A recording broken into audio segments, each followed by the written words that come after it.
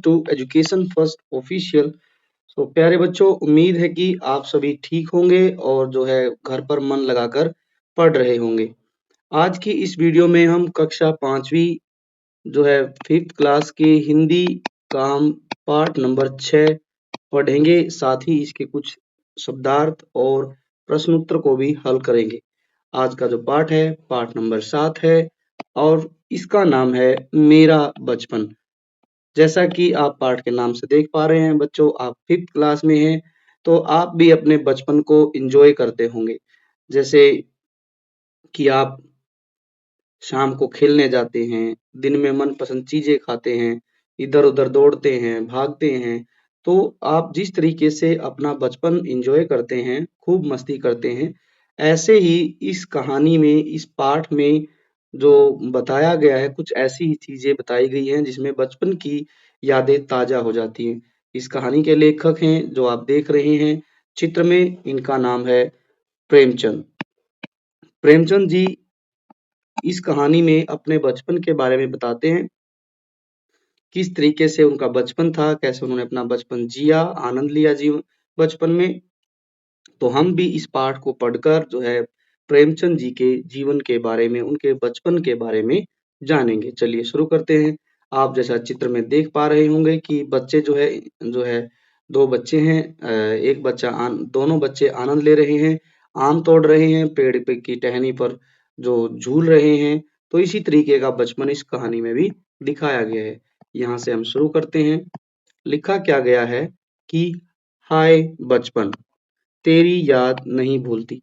प्रेमचंद जी जो लेखक हैं, इनको इन्होंने लिखा है बचपन के बारे में कि हाय बचपन, तेरी याद नहीं भूलती। और बचपन में क्या था इनके पास?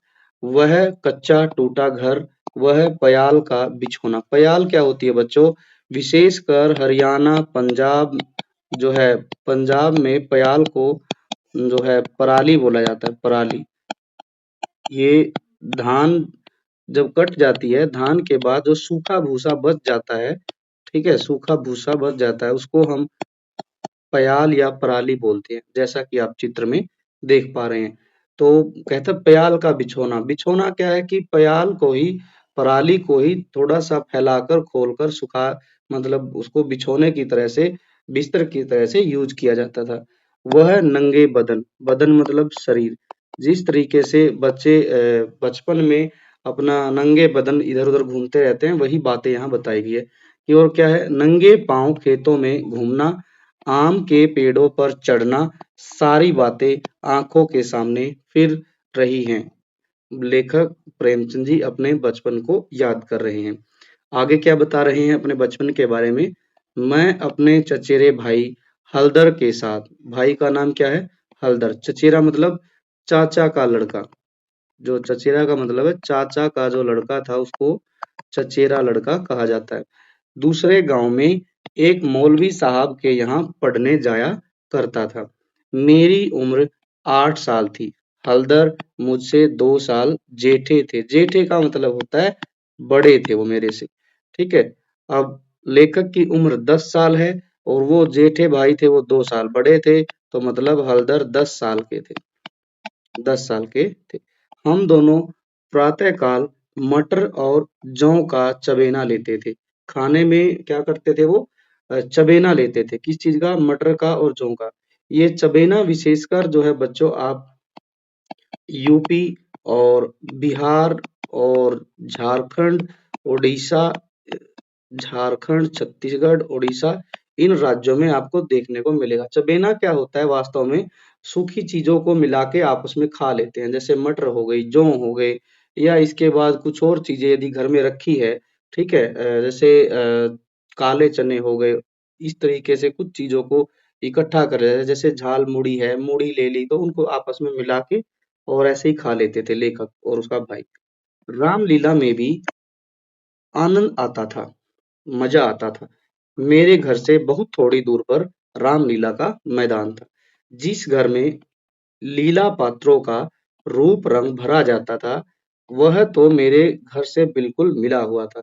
लेखक कह रहा है कि मेरे घर के बिल्कुल पास में ही रामलीला का मैदान था और जो रामलीला के जो पात्र थे, कैरेक्टर थे, कोई राम बनता, कोई लक्ष्मण और कोई भरत, शत्रुघ्न, दशरथ, महाराज दशरथ बनते, या और भी पात्र जैसे हनुमान, रावण और जो भी पात्र बनते थे, वो कहता है कि जब वे अपने रंग रूप लेते थे, ठीक है, अपने मुंह पर रंग लगाते थे, तो वो काम जो करते थे, वो तो बिल्कुल मेरे घर के बगल में थे।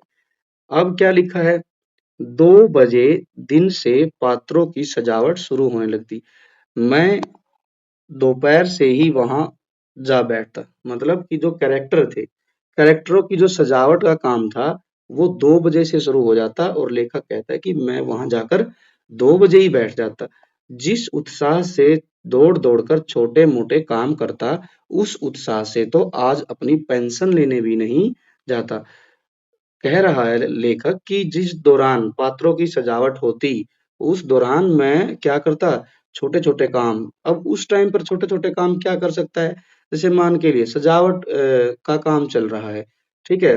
और पात्र जो है कोई अपने मुँह पर रंग लगा रहा है, मुकुट पहन रहा है, कपड़े पहन रहा है, ठीक है? तो पात्रों के लिए लेखक जो है ये सब काम कर देता था। वही रंग की डिब्बी उठा के दे दी, ठीक है? कंघी दे दी, या फिर कपड़े उठा के ले आया, ठीक है? और कुछ जो चीज़ पात्र के लिए चाहिए, ठीक है? वो सारे काम लेखक भाग-भाग कर करता था।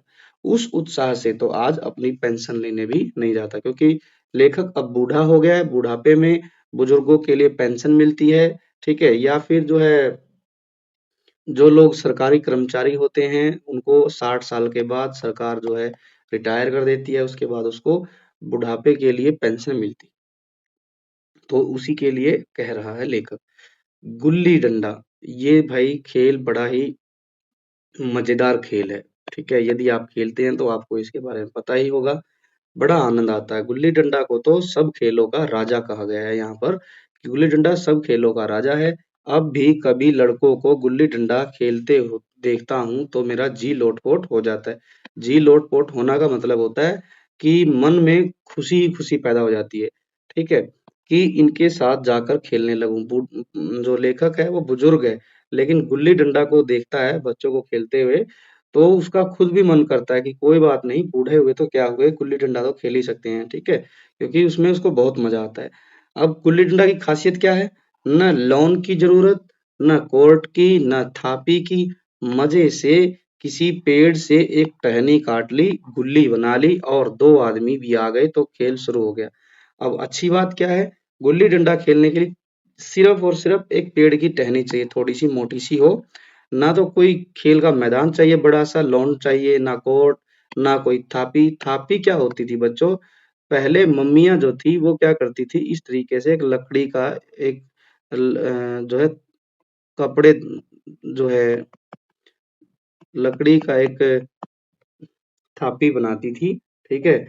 और इससे कपड़े धोते टाइम इसको यूज़ में लिया जाता था, ठीक है? आगे पाठ में ही इसकी पिक्चर भी दिखाई गई है, हम देखेंगे, ठीक है?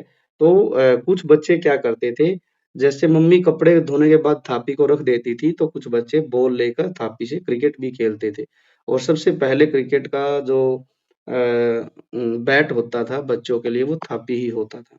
तो ये कह रहा है लेखक कि जो है थापी की भी ज़रूरत नहीं, ना कोर्ट की, ना लॉन की, बस पतली-सी कोई भी थोड़ी-सी हल्की-सी मोटी-सी टहनी हो, और यदि 2 आदमी भी आ गए तो खेल शुरू।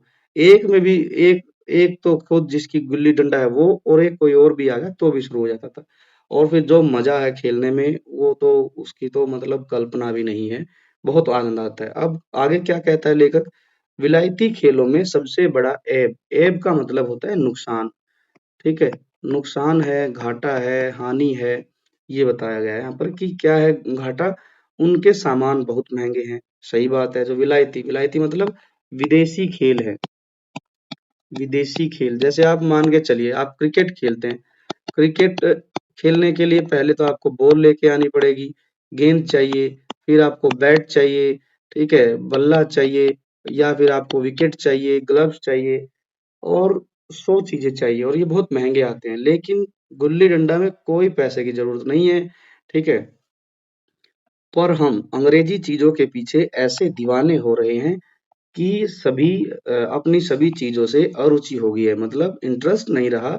जब से अंग्रेजी खेल आ गए हैं, तो हम अपने देसी खेलों को भूल गए हैं।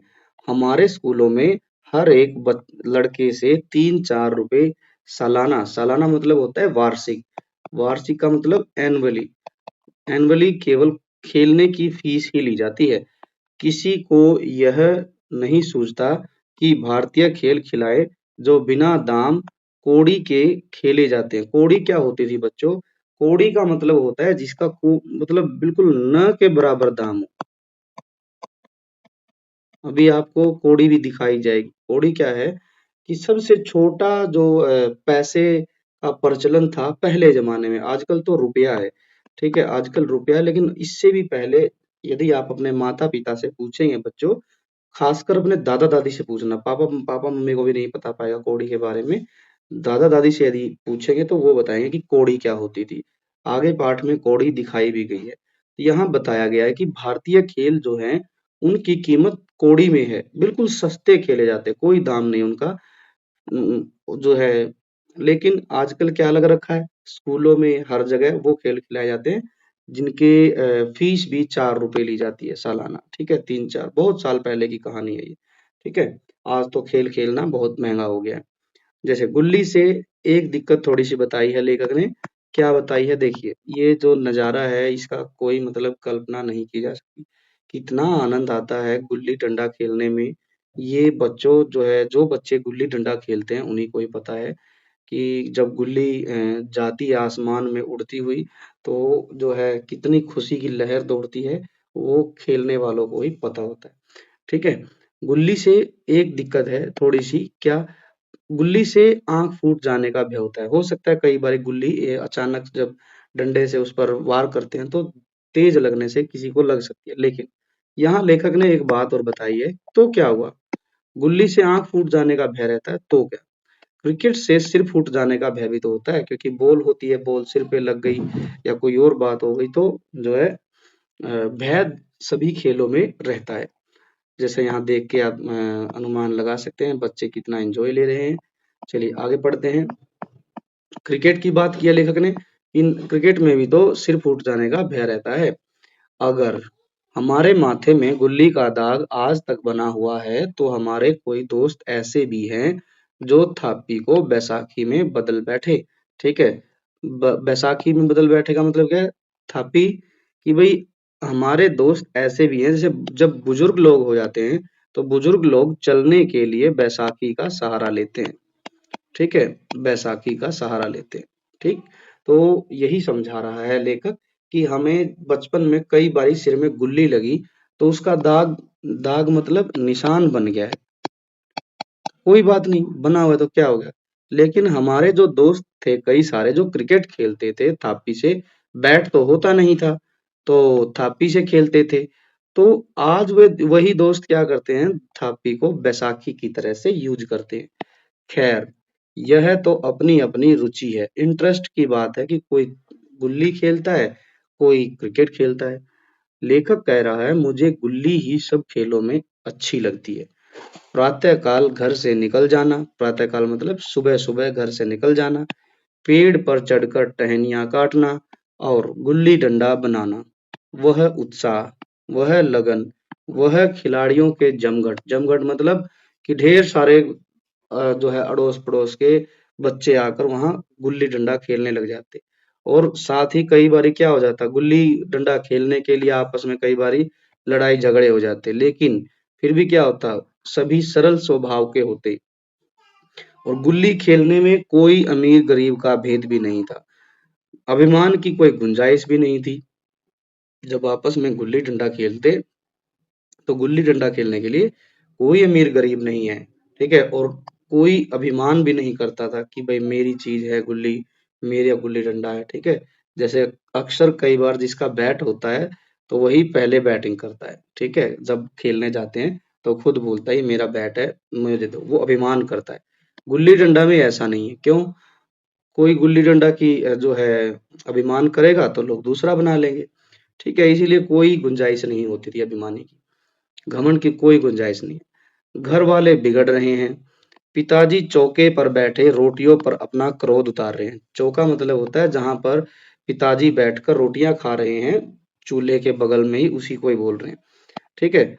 न नहाने की सुध है, शुद्ध मतलब होता है कि यहाँ होश है, क्योंकि सुबह ही निकल गए हैं खेलने के लिए, तो दोपहर हो गई है, नहाने की ध्यान ही नहीं है, रोटी भी खाना भी भूल गए, ठीक है? खाने की भी कोई होश नहीं है। गुल्ली है जरा-सी, पर उसमें दुनिया भर की मिठाइयों की मिठास है और तमाशों का आनंद भरा हुआ है। देखो गुल्ली को कंपेयर किया है किससे? दुनिया भर की मिठाइयाँ एक तरफ और गुल्ली खेलने का जो मज़ा है, जो मिठास है, ठीक है? वो जो है एक तरफ है, ठीक है? और आप मेले में तमाशे देखने जा रहे हैं, कहीं और जा रहे हैं, ठीक है? कठपुतली का खेल देखने जा रहे हैं, ये सब अलग है। लेकिन जब गुल्ली उड़ती हुई हवा में जाती है, ओहो! क्या मज़ा आता है और कितनी दूर जाती है, फिर डंडे से नापते हैं जाते हैं गुल्ली तक जाते हुए, तो कई तरीके के मज़े हैं इसमें, गुल्ली में, गुल्ली-डंडा खेलने में, बड़ा मज़ा आता है। तो यही सब बातें प्रेमचंद जी ने यहाँ पर बताई है, लेखक है हमारे प्रेमचंद। कहानी कहाँ से ली गई है?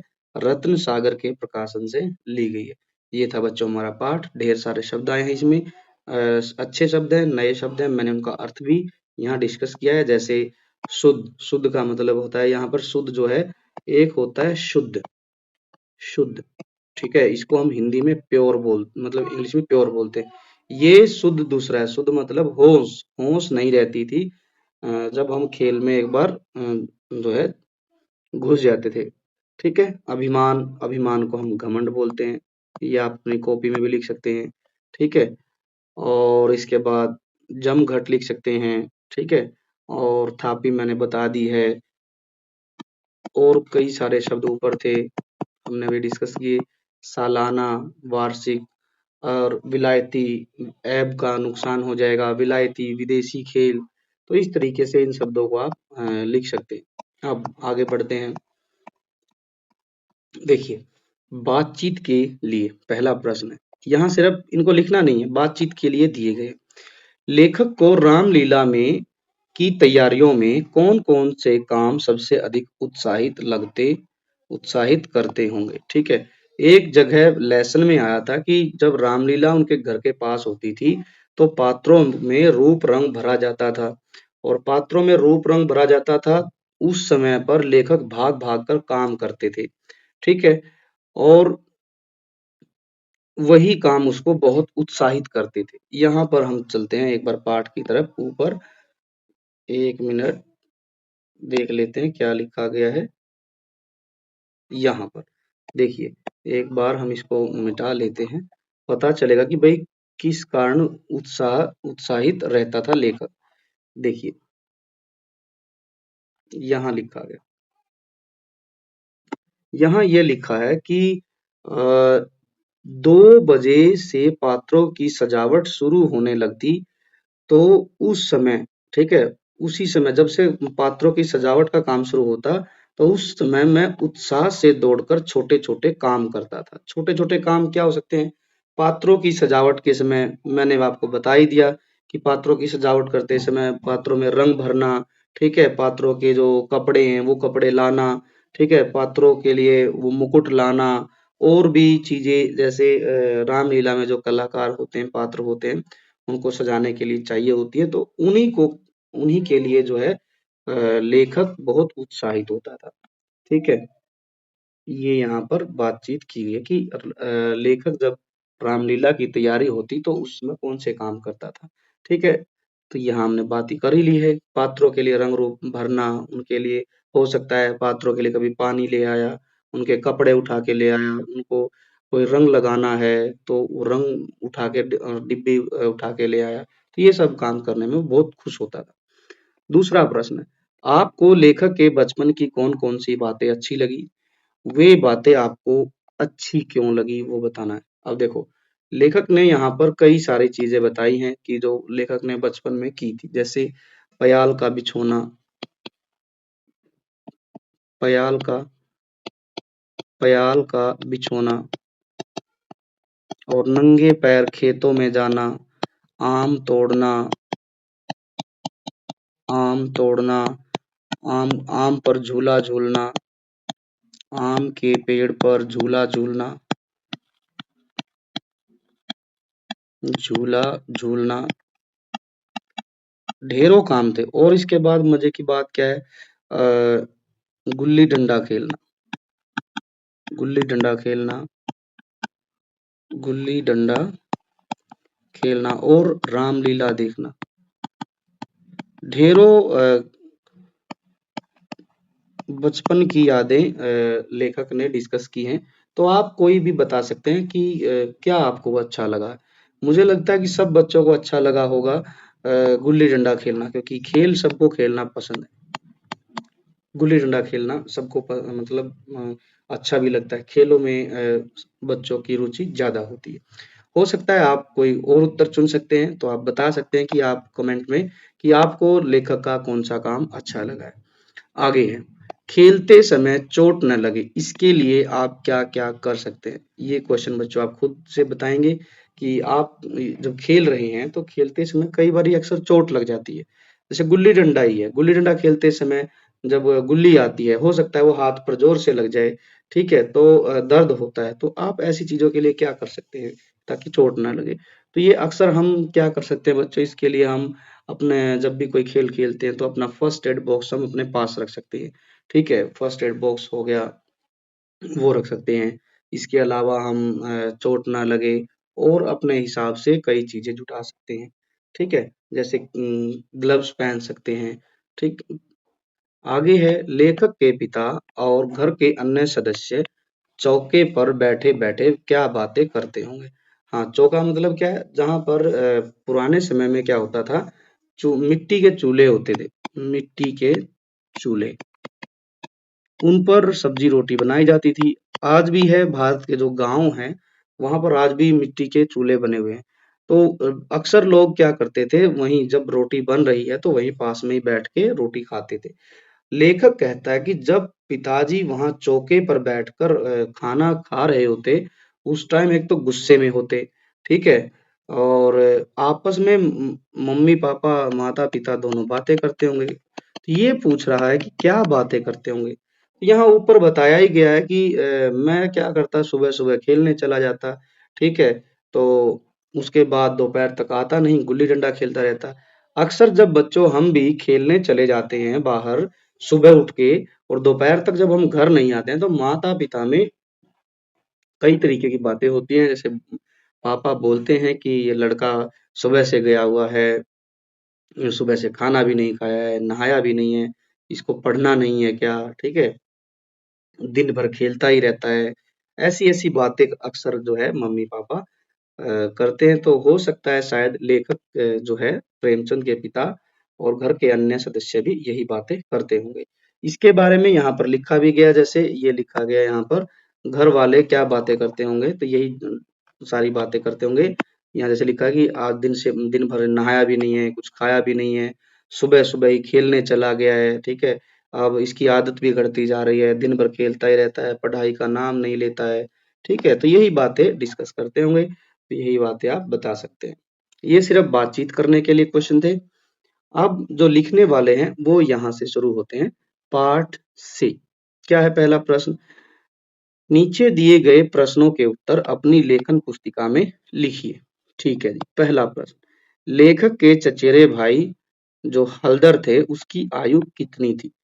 अब देखो, यहाँ पर पाठ में लेखक की उम्र 8 साल बताई गई है, ठीक है? और चचेरा भाई जो था वो 2 साल जेठा था, 2 साल जेठा। जेठा मतलब क्या होता है? बड़ा, ठीक है? बड़ा।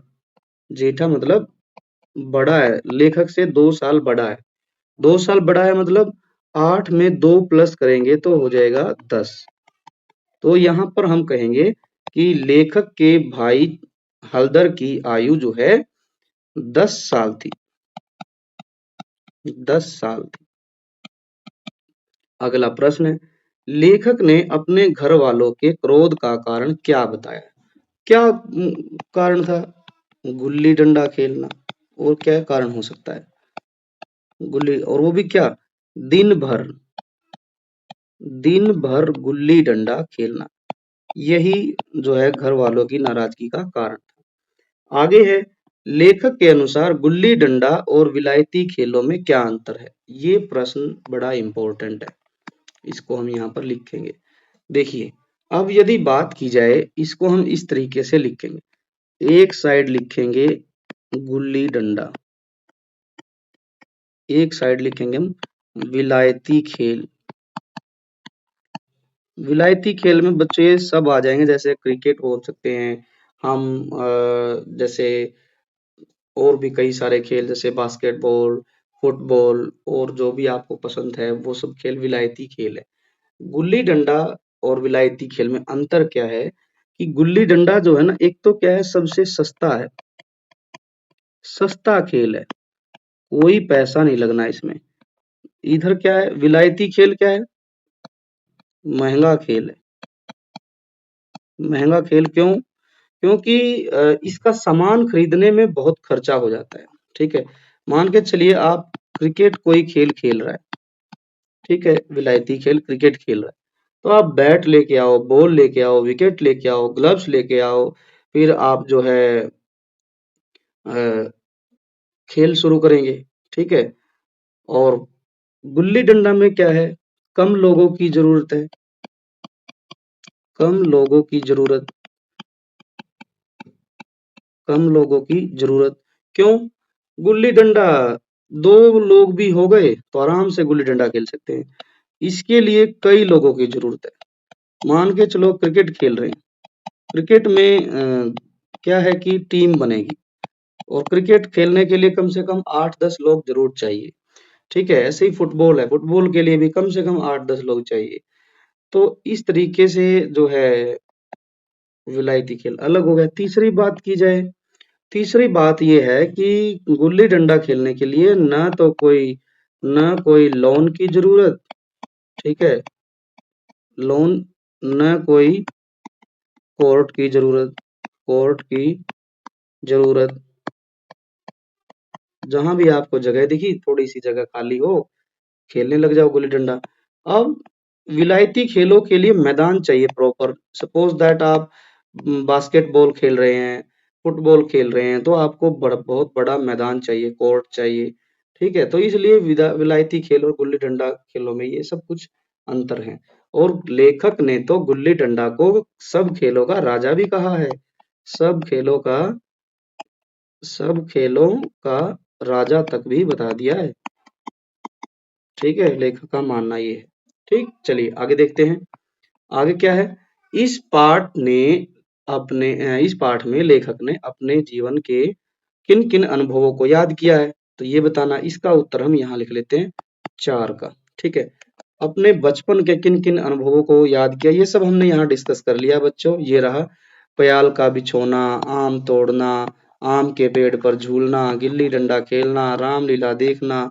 ठीक है, ये सब चीजें आपने यहाँ लिखना है कि लेखक ने अपने अपने बचपन के अपने बचपन के निम्नलिखित निम्नलिखित अनुभवों को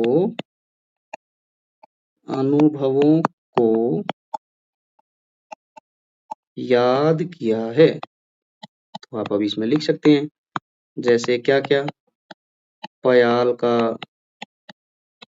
बिछोना, बिछोना बनाना। दूसरा है कच्चा टूटा घर। इसके बाद आम तोड़ना, आम तोड़ना, गुल्ली डंडा खेलना,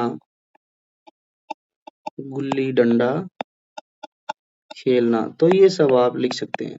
इसके अलावा और भी कई सारे अनुभवों का जिक्र किया है, रामलीला देखना जैसे, तो ये सब आप यहाँ लिखेंगे चौथे प्रश्न के उत्तर में। आगे बढ़ते हैं, आगे क्या लिखा गया, समझ और अनुभव। लेखक के बचपन के कौन कौन से काम आपने भी किए हैं, ये बताना है। ये अब आप अपने अनुभव के आधार पर बताएंगे कि क्या आपने कभी आम तोड़े हैं, क्या आपने कभी गुल्ली डंडा खेली है, क्या आपने कभी रामलीला देखी है। तो ये आप आपस में डिस्कस करना है अपने दोस्तों के साथ में। ठीक है, क्या आपने कभी गुल्ली डंडा बनाई है, क्या आप कभी प्याल के बिछौने पर सोए हैं? नंगे पैर आप कभी खेतों में गए हैं? तो ये सब चीज़ें आपने बतानी है, ठीक है? ये सब काम लेखक ने किए थे। आगे प्रश्न 2, लेखक अपने बचपन में खेलने के लिए स्वयं गुल्ली-डंडा बना लेते थे। आप कौन-कौन से खेल-खिलौने स्वयं बना लेते हैं? किसी एक को बनाकर कक्षा में लाइए और अपने समूह में मिलकर खेलिए। यहाँ जैसे बताया गया है कि लेखक जो था प्रेमचंद जो थे वो अपना जो खेल खेलते थे गुल्ली-डंडा वो खुद बना लेते थे। क्या आप कोई ऐसा खेल-खिलौना है जो आप खुद बना सकते हैं? ठीक है? तो आप उसको क्लास में लेके आइए और अपने दोस्तों के साथ मिलकर खेलिए। यदि आप बना सकते हैं तो आप ज़रूर बनाइए। जैसे अक्सर हम क्या करते हैं, गुल्ली डंडा भी बना सकते हैं। इसके अलावा हम कई बार जो है थापी से हम क्रिकेट खेल सकते हैं, ठीक है? इसके अलावा आजकल बच्चे सांप-सीढ़ी बना लेते हैं, लूडो बना लेते हैं, ठीक है? सांप-सीढ़ी तो ये सब आप बनाकर क्लास में दिखाएँगे और अपने दोस्तों के साथ खेल भी सकते हैं। आगे बढ़ते हैं। अनेक बच्चे कपड़े धोने के लिए काम में आने वाली थापी देखा बच्चों मैंने डिस्कस किया था ना पहले ही। ये आजकल नहीं होता है क्योंकि आजकल क्या है बच्चों, वॉशिंग मशीन आ गई। वॉशिंग मशीन आ गई शहरों में, सबके घर पे वॉशिंग मशीन है। आजकल तो गाँव में भी वॉशिंग मशीन है सबके घर पर। ठीक है? इसीलिए आजकल जो है हाथ से कपड़े बहुत कम धोते हैं। पहले जो है आप अपनी मम्मी से पूछेंगे, अपनी दादी से पूछेंगे जब वॉशिंग मशीन नहीं थी तो क्या करते थे, एक लकड़ी की ही थापी बनती थी और बच्चे क्या करते थे, उस थापी को बल्ले की तरह उपयोग करते थे। ठीक? तो आप अपने घर या आसपास की किन-किन वस्तुओं को खेल-खिलौनों की तरह उपयोग में ले सकते हैं, वो बताना है। ठीक है? तो यहाँ ढेरों ऐसे खेल जिनके बारे में हम अपने घर से ही शुरुआत कर सकते हैं, तो वो लिखने हैं। ठीक है? जैसे लकड़ी की जो थापी थी जिससे कपड़े धोते थे, उसको बल्ले की तरह से प्रयोग में लाया जाता था। लेकिन अब और कोई ऐसे खिलौने बताने हैं या कोई चीज़ बतानी है जिसको हम खेल-खिलौनों की तरह से यूज़ में लेते थे, तो वो बताने हैं। जैसे घर पे कोई पत्थर पड़े हैं, जैसे घर पे कोई पत्थर पड़े हैं, तो हम उनसे पिट्ठू खेल सकते हैं, पिट्ठू। और एक सबसे मज़ेदार खेल होता था पहले, गिट्टे खेलते थे। गोल-गोल पत्थर बना के 5-6 ऐसे, उनको फिर गिट्टे के रूप में खेला जाता था, ठीक है? कार्डबोर्ड से कोई खेल बना सकते हैं हम, ठीक है? तो इस तरीके से कुछ खेल आप यहाँ पर लिखेंगे। पिट्ठू तो है ही, ठीक है? एक चीज़ मैं बताता हूँ, माचिस जो होती है हमारे घर में, बच्चों हम लोगों ने खूब खेला है। माचिस, माचिस के ऊपर ऐसे सपोज़ दैट ये माचिस है, माचिस की ऊपर वाले पिक्चर को ले लेते थे, ठीक है? और जो है नीचे वाली पिक्चर को, तो बीच वाले को फाड़ देते थे, तो ये चिट बन जाती थी, हम चिट बोलते थे इसको। और हम फिर इन माचिस की चिटों को ऐसे आपस में मिलाने वाला गेम खेलते थे दूसरों के साथ में, ठीक है? जैसे पिक्चर्स वगैरह का खेल होता था, ये आज भी खेलते हैं बच्चे।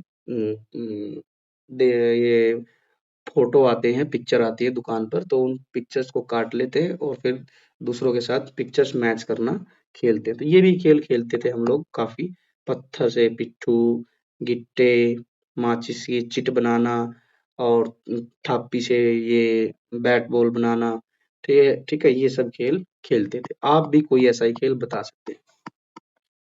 लेखक बचपन में अनेक काम क्या करते थे? उत्साह से दौड़-दौड़ कर किया करते थे। तो अब क्या लिखा कि आप कौन-सा काम बहुत उत्साह से करते हैं? उत्साह मतलब जिस काम को करने में आपको बहुत ज़्यादा खुशी मिलती है, वो खे काम बताने हैं, ठीक है? ये आपकी चॉइस के ऊपर है कि आप कौन-कौन से काम दौड़ के करते हैं, तो वो आपने बताना है। चलिए, मिलान कीजिए। नीचे दिए गए चित्रों का उनके उपयुक्त विवरण से मिलान करना है। ये रही बच्चों थापी, थापी ये है। कई जगह तो इसको मोगरी भी बोलते थे। हरियाणा में कई जगह मोगरी बोलते थे, थापी तो था ही इसका नाम। और एक शब्द मैंने बताया था कौड़ी, कौड़ी ये है बच्चों, ये जैसे सी सेल होते हैं, सी सेल आप लोगों ने देखा होगा, उसी को ही कौड़ी बोलते थे, ठीक है? मिलान करेंगे चलो। थापी, काठ के चपटे और चौड़े सिरे का डंडा, यहाँ से ये डंडा है और ये जो है यहाँ से चौड़ा है, यहाँ से गोल-गोल है, तो इसी को हम थापी बोलते थे। कौड़ी समुद्री कीड़े का खोल, समुद्री कीड़े का खोल जिसे पुराने समय में मुद्रा, मुद्रा मतलब मनी, मनी के रूप में यूज किया जाता था पहले जमाने में। ये चित्र है, इसको मैच करेंगे। भ्रमण करना, इधर उधर चलना। ये है चबेना। चबेना ध्यान देंगे बच्चों तो इसमें कई सारी चीजें हैं। क्या क्या दिख रहा है इसमें आपको? भुने हुए चावल हो सकते हैं, ठीक है, चना हो सकता है, मटर हो सकती है, ठीक है, इस तरीके से और कई सारी चीजें, जैसे मूढ़ी हो सकती है, मूढ़ी हो सकती है, और भी कई सारी चीजें, इसमें सूखी सूखी चीजें मिला के हम इसको खाने के लिए प्रयोग में ला सकते हैं। तो चबाकर खाने के लिए भुना हुआ अनाज उसे चबेना बोलते थे। इसको इसके साथ मैच कर, चबेना चबाने के लिए जो अनाज यूज होता था, ठीक है, उसे चबेना। आगे बढ़ते हैं। आगे क्या है यहाँ पर बताया गया, देखो चबेना के बारे में। खान पान, लेखक सवेरे सवेरे सबसे पहले मटर और जौ का चबेना खाते थे। चबेना के बारे में नीचे दी गई जानकारी पढ़िए। गुणकारी स्वादिष्ट चना चबेना। चना चबेना प्राय हम उस खाद्य सामग्री को कहते हैं जो चबाकर खाई जाती है, जैसे मकई, चिवड़ा, भेल, कई तरह के भुने हुए दाने, भुने हुए चावल, चना, मटर, मुरमुरे, भुना हुआ हरा उबला चना, दर्जनों ऐसी खाद्य सामग्री है जो हम भारतीय चाहे देश के किसी भी कोने में रहते हों, किसी न किसी रूप में चबाते हैं। तो ये सारी चीजों को हम चबेना कह सकते हैं। जैसे मकई होगी, भून ली हमने मकई। चिवड़ा हो गया, जैसे बिहार में चिवड़ा खाते हैं, ठीक है। और भुने हुए चावल, मटर, मुरमुरे, ठीक, और भुना हुआ हरा उबला हुआ चना, जो भी चीज चबाकर खाई जाती है उसको चबेना कहा गया। कई प्रकार की कचरियों, कुरकुरे, पापड़, नमकीन, ये भी चबेनों का ही हिस्सा है। जो बच्चों आजकल आप जो है कुरकुरे खाते हैं ना, या फिर चिप्स खाते हैं, ये भी चबेने का एक पार्ट है। लेकिन ये घरेलू, कम व सामान्यतः बाजार से मिलने वाले उत्पाद है। ये सब जो है ना कचरी, कुरकुरे, चिप्स, नमकीन, ये क्या है, ये बाजार से मिलेंगे। लेकिन जो ये ऊपर जो दिए गए हैं मकई, चिवड़ा, भेल, ठीक है, भुने हुए अनाज, ये सब घर वाले थे, जिनमें स्वाद तो बहुत होता है लेकिन ये शरीर के लिए उतने स्वास्थ्यवर्धक नहीं होते जितने घर के बने चबेने होते हैं। घर के बने चबेने, जैसे हम काले चने हैं उनको भून लेते हैं, ठीक है, तो वो बड़े स्वादिष्ट लगते हैं, भुने हुए काले चने, ठीक है, भुनी हुई मटर, सूखी मटर, ठीक है, तो ये सब बहुत स्वादिष्ट होते हैं। अब चलिए चबेना बनाना सीखते हैं हम। यहाँ चबेना बनाने की विधि दी गई है। देश के विभिन्न स्थानों में चना चबेना विशेष ढंग से बनाया जाता है। चना चबेना में मटर, चना, सूखा चना, मिर्च, अदरक, प्याज, लहसुन, मक्का, पोहा, लाई, मूंगफली आदि खाद्य सामग्रियां सम्मिलित होती हैं। सबसे पहले इन सभी को कढ़ाई में नमक डालकर भली प्रकार से भून लिया जाता है। भूनने के बाद उसमें हल्का तेल मिलाया जाता है। मिर्च की चटनी के साथ प्याज और लहसुन भी मिलाया जाता है। इनसे क्या होता है, चना चबेना जो है उसका स्वाद बढ़ जाता है। आप सूखे भी खा सकते हैं, ऐसा नहीं है कि आप प्याज, लहसुन, तेल डालें, नहीं, आप जैसे मान के चलिए चना है, ठीक है, मटर है और मूंगफली है, आप उन्हीं को आपस में मिला के और उसमें आप प्याज डाल सकते हैं या फिर हल्का सा नमक डाल के भी आप खा सकते हैं। यदि आप उसमें प्याज, लहसुन और तेल मिलाकर, भुना हुआ तेल मिलाकर खाते हैं तो उसका स्वाद थोड़ा सा बढ़ जाता है। अगली एक्टिविटी क्या है? आप दिन भर क्या-क्या खाते-पीते हैं? एक सूची बनाइए। सही बात है जी। जैसे दूध पीते हैं, ठीक है? और रोटी-सब्जी खाते हैं, रोटी-सब्जी खाते हैं। दिन में हम छाछ, लस्सी पीते हैं, लस्सी पीते हैं। हम कई बारी जूस भी पीते हैं। इसके अलावा आप सलाद खाते हैं। तो ये सब चीज़ें आपने यहाँ पर लिखनी है। इसके बाद शाम को फिर हम अक्सर रोटी, दलिया, खिचड़ी कुछ भी खाते हैं तो आप यहाँ लिखेंगे। आगे बढ़ते हैं जी। आइए जानें। लेखक ने एक जगह लिखा था, मैं दोपहर से ही वहां जा बैठता। दोपहर शब्द बना है पहर से। दोपहर को लिखा जाता है दो जमा पहर। अब पहर का अर्थ क्या होता है बच्चों? पहर का अर्थ होता है 3 घंटे का समय। 3 घंटे का समय एक पहर कहलाता है। एक पहर, एक पहर मतलब 3 घंटे का समय। अब 2 पहर है तो कितने घंटे हो गए? 6 घंटे हो गए। यही समझा गया। पहर का अर्थ होता है दिन का चौथा भाग अर्थात 3 घंटे का समय। एक दिन और एक रात में कुल कितने पहर होते हैं? अब दिन में 4 पहर होते हैं। दिन में 4, रात में भी 4 पहर, तो कुल 8 पहर हो गए। कितने पहर हो गए? 8 पहर। एक दिन और रात में 24 घंटे में 8 पहर होते हैं। आगे है, नीचे दिन के 4 पहर दिखाए गए हैं। आप इन पहरों में क्या-क्या करते हैं लिखिए और चित्र बनाइए। जैसे सुबह 6 से 9 बजे आप क्या करते हैं वो बताना है। ठीक है, उसका चित्र बनाना है। 9 से 12 बजे आप क्या करते हैं उसको लिखना है और उसके बारे में चित्र बना के बताना है। इसी तरीके से 12 से 3 बजे आप हो सकता है 12 से 3 बजे के बीच में आप सोते होंगे तो आप सोने का चित्र बनाएँगे। 3 से 6 बजे के बीच में आप खेलते होंगे, ठीक है, तो आप उसका चित्र बनाएँगे, यहाँ पर लिखेंगे भी। चलिए जी, आगे बढ़ते हैं। अब है तमाशा। तमाशा के बारे में अब हम पढ़ेंगे कि गुल्ली है जरा सी, पर उसमें दुनिया भर की मिठाइयों की मिठास और तमाशों का आनंद भरा है। यहाँ पर तमाशा का अर्थ है वह दृश्य जिसे देखने से मनोरंजन हो, मतलब कि जिसको देखने से हमारा मन खुश हो, ठीक है, उसको हम तमाशा बोलते थे। जैसे मेला देखते हैं, मेले में हम ढेरों चीजें देखते हैं जिससे हमारा मन खुश होता है। नौटंकी देखते हैं। नीचे दिए गए नामों को पढ़िए। इनमें से कौन-कौन से तमाशे आपने देखे हैं उस पर घेरा बनाइए।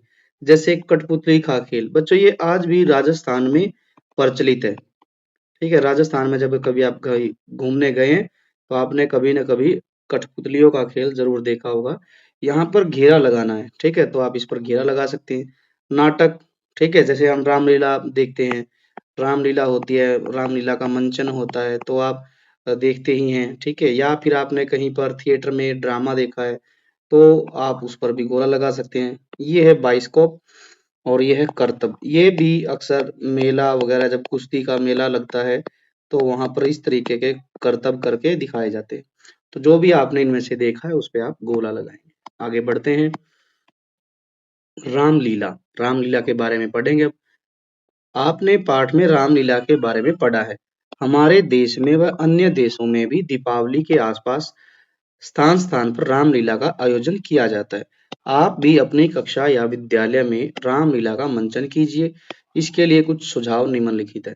आप स्कूल की वर्दी में भी रामलीला का मंचन कर सकते हैं। मतलब कि आप स्कूल में कक्षा में या फिर जो है स्कूल में जब प्रार्थना होती है उस समय आप जो है रामलीला का मंचन करें। ठीक है, एक्टिंग करें थोड़ी-सी, उसके लिए आप स्कूल की वर्दी भी पहन सकते हैं या इसके अतिरिक्त जो है कपड़ों की आवश्यकता नहीं है। पूरी राम कथा का मंचन संभव न हो तो प्रत्येक कक्षा या समूह भिन्न-भिन्न दृश्यों को प्रस्तुत कर सकता है। आप अपने संवाद स्वयं बना सकते हैं। संवाद मतलब कि जब भी आपको कोई कैरेक्टर बनना है तो दूसरे पात्र के साथ आप बातचीत करेंगे तो उसको संवाद बोलते हैं। इस कार्य में आप अपने अभिभावक, पेरेंट्स की, शिक्षक की और पुस्तकालय की भी सहायता ले सकते हैं। तो ये एक्टिविटी आप अपने विद्यालय में कर सकते हैं। चलिए आगे बढ़ते हैं। अब है भाषा की बात। भाषा की बात क्या कहती है? विलायती खेलों में सबसे बड़ा ऐब है कि उनके सामान महंगे होते हैं। इस वाक्य में कुछ शब्दों के नीचे रेखा खींची गई है जैसे कि विलायती और एक है महंगे।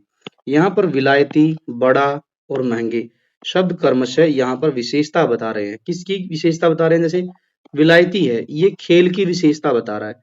ऐब है, कैसा ऐब है? बड़ा ऐब है। समान है, कैसे समान है? महंगे हैं। तो ये इनकी विशेषता बता रही है। आप जानते ही हैं कि खेल, ऐब और समान ये संज्ञा शब्द हैं और संज्ञा शब्द की विशेषता बताने वाले शब्दों को विशेषण कहते हैं। विशेषण। अब पाठ में से कुछ विशेषण और संज्ञा शब्द चुनकर आप यहाँ नीचे जो है लिखेंगे। तो यहाँ आपने क्या करना है, इस साइड में तो विशेषण लिखने हैं, यहाँ पर आपने संज्ञा लिखनी है। चलिए ढूंढते हैं पाठ में से हम विशेषण और संज्ञा। जैसे यहाँ पाठ आ गया अभी हमारा, ये है जी, ठीक है। यहाँ से अब हम ढूंढते हैं, एक बार इसको मिटा लेते हैं। ये हमारा मिट गया है। अब यहाँ से हम ढूंढेंगे, जैसे यहाँ लिखा गया है सरल स्वभाव। तो विशेषण की जगह पर हम सरल लिख देंगे और स्वभाव जो है वो हमारा संज्ञा में आ जाएगा। इसके बाद है यहाँ पर गुल्ली है जरासी। जरा जो है विशेषण है और गुल्ली जो है संज्ञा शब्द है। ठीक है, इसके बाद हम ऊपर चलते हैं, ऊपर देखते हैं ऐसे ही शब्द। यहाँ पर से भी एक बार मिटा लेते हैं, ये मिट गया है। अब देखिए यहाँ से, जैसे गुल्ली डंडा सब खेलों का राजा है। अब भी कभी लड़कों को गुल्ली डंडा खेलते देखते हैं तो लोटपोट हो जाते। यहाँ एक शब्द लिखा है एक टहनी। ठीक है, टहनी जो है संज्ञा है और एक जो है विशेषण शब्द है। इसके बाद दो आदमी, दो आदमी। इसके बाद विलायती खेल नीचे दिया ही गया है। और तीन चार रुपए, तीन चार रुपए हो गए। ठीक है, और यहाँ पर इसके बाद आप जो है तीन चार खेल हो लिख सकते हैं यहाँ पर, कौड़ी के खेल। ठीक है, तो कितने के खेल हैं कौड़ी के, तो ये सब आप यहाँ पर लिखेंगे। चलिए लिख देते हैं। अब यहाँ पर हमने लिखना है जैसे एक टहनी, दो आदमी, ऐसे ही फिर सरल, स्वभाव, स्वभाव। एक शब्द आया था कच्चा घर, ऐसे ही नंगा पैर, नंगे पैर या नंगा पैर। ठीक है, ये सब हम यहाँ पर लिखेंगे। अब है आगे प्राथमिक चिकित्सा पेटी, इसको हम बोलते हैं फर्स्ट एड बॉक्स। क्या बोलते हैं इसको? First aid box. आपको फर्स्ट एड बॉक्स बनाना है। कावेरी को कबड्डी खेलते हुए चोट लग जाती है। उसकी मित्र नीलाफेर सभी से प्राथमिक चिकित्सा या फर्स्ट एड बॉक्स मांगती है, लेकिन वह किसी के पास नहीं थी। कावेरी को डॉक्टर के पास ले जाने के बाद नीलाफेर सभी को प्राथमिक चिकित्सा पेटी दिखाती है और उसमें रखी हुई वस्तुओं तथा दवाइयों के बारे में बताती है।